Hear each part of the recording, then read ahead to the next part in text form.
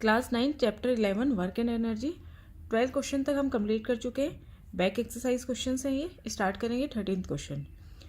A person holds a bundle of hay over his head for 30 minutes and get tired.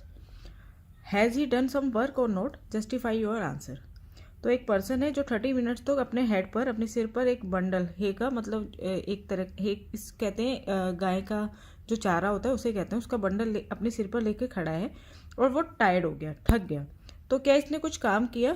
Some work done or not? Justify your answer. तो देखो, work done की 3 condition होती हैं।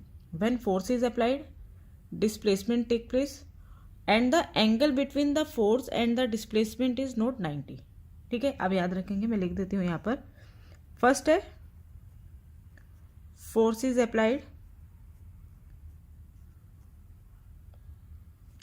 Displacement take place,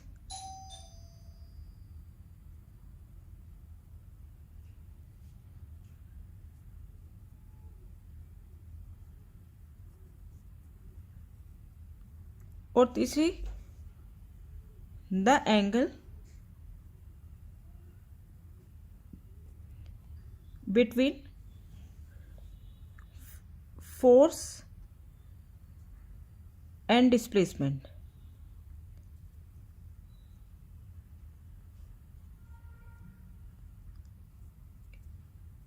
is not 90 degree. मतलब force ऐसे लग रही है और डिस्प्लेसमेंट ऐसे हो रहा है, तो इन दोनों के बीच में एंगल जो है 90 डिग्री नहीं होना चाहिए। फोर्स लगनी चाहिए, डिस्प्लेसमेंट होना चाहिए, और फोर्स और डिस्प्लेसमेंट के बीच में एंगल जो है 90 डिग्री नहीं होना चाहिए। तो ये 3 कंडीशन जरूरी हैं। अगर ये 3 कंडीशन है तभी हम कहते हैं वर्क इज डन। ठीक है। When a person holds a bundle of hay over his head he applies force to hold it. तो उसने फोर्स तो अप्लाई करी है उसको पकड़ने के लिए, but there is no displacement, लेकिन कोई डिस्प्लेसमेंट नहीं हुआ। Since the displacement is 0, no work is done. अब कोई डिस्प्लेसमेंट नहीं है तो वर्क डन क्या है? 0 है। 14th question. An electric heater is rated 1500 what. How much energy does it use in 10 hours. एक इलेक्ट्रिक हीटर है जिसकी पावर हमें गिवन है 1500 वॉट, तो वो कितनी एनर्जी यूज़ करेगा या कंज्यूम करेगा 10 आवर्स में। तो पावर हमें 1500 वॉट गिवन है, वॉट को हमने किलोवाट में चेंज कर लिया अपॉन 1000 करके। ठीक है, तो ये बन गया 1.5 किलोवाट। टाइम हमें 10 आवर्स गिवन है। पावर होती है एनर्जी यूज या energy consumed upon time taken.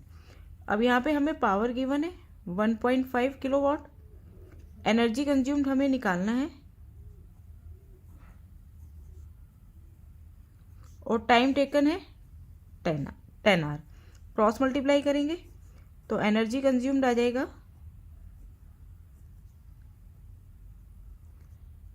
1.5 multiply 10 is equal to 15। ठीक है, 15 किलो वॉट आवर।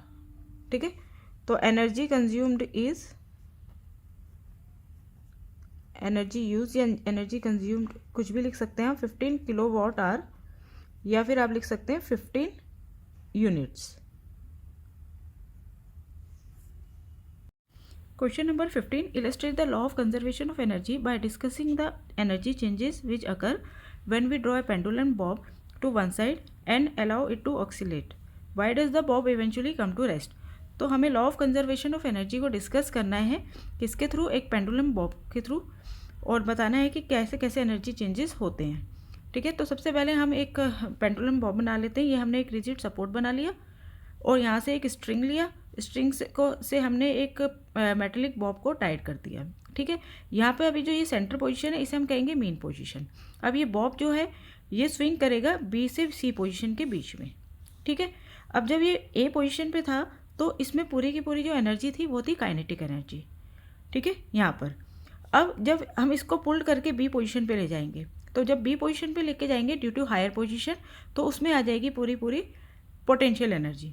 ठीक है, अब जब बी पोजीशन से जब हम उसको रिलीज़ करेंगे तो जब वो नीचे की तरफ आएगा, ए पोजीशन की तरफ आएगा, तो इसकी पोटेंशियल एनर्जी कम होती चली जाएगी और काइनेटिक एनर्जी बढ़ती जाएगी, और ए पोजीशन पर आकर उसमें सिर्फ काइनेटिक एनर्जी रह जाएगी।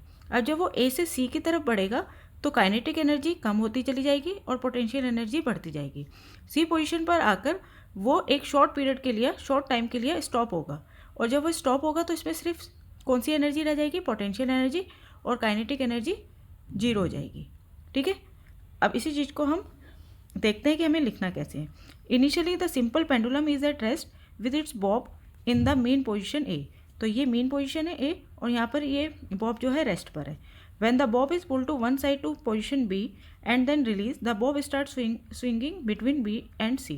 तो जब हम इसे A से B पोजीशन पे लेके जाएंगे और रिलीज करेंगे तो वो B to C position swing करेगा। ठीक है, When the pendulum bob is at position B, जब वो B पोजीशन पे आएगा, it has only potential energy। ठीक है, अब when the bob reach the center position A, it has only kinetic energy। और जब A पोजीशन पे आएगा तो उसमें सिर्फ होगी काइनेटिक एनर्जी। अब देखिए, as the bob start moving down from position B, जैसे ही वो बी से नीचे आना शुरू होगा ए पोजीशन की तरफ, तो इसमें जो पोटेंशियल एनर्जी थी वो डिक्रीज होनी शुरू होगी और काइनेटिक एनर्जी इंक्रीज होनी शुरू होगी।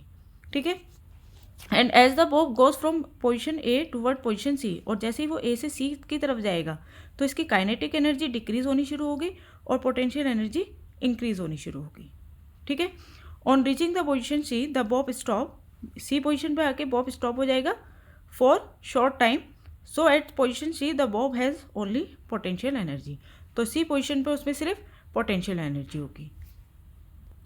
तो हमने क्या कंक्लूज किया इससे, हमारा कंक्लूजन क्या हुआ है इस सारे डायग्राम से। From the above discussion we conclude that at the extreme position B and C, B और सी पोजीशन में all the energy of bob is potential. B और सी पोजीशन पे सिर्फ पोटेंशियल एनर्जी थी।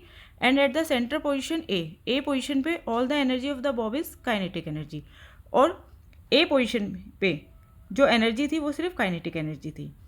And at all the intermediate position the energy of bob is partially potential and partially kinetic, जबकि बीच रास्ते में जो एनर्जी है वो क्या थी, आधी पोटेंशियल थी और आधी काइनेटिक थी।